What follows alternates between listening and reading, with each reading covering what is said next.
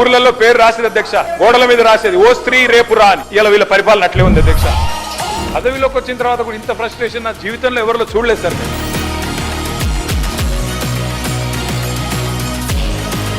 8+8 normal గా అయితే 16, కానీ ఇక్కడికి వచ్చే వరకు మాత్రం 8+8 ఖచ్చితంగా గుండు సున్నాయిందని చెప్పక తప్పడం లేదు అధ్యక్ష.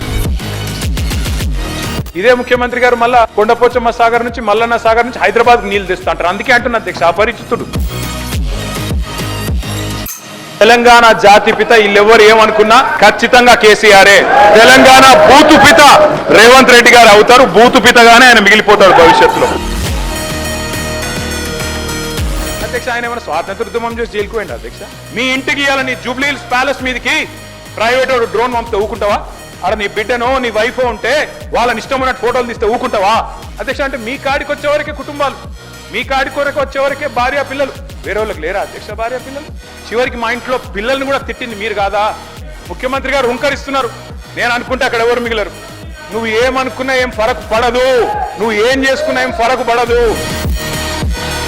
జైళ్లకు భయపడం, కేసులకు భయపడం, అడుగుతూనే ఉంటాం. మీ 420 హామీల విషయంలో అడుగుతూనే ఉంటాం. జై తెలంగాణ, జై కేసీఆర్.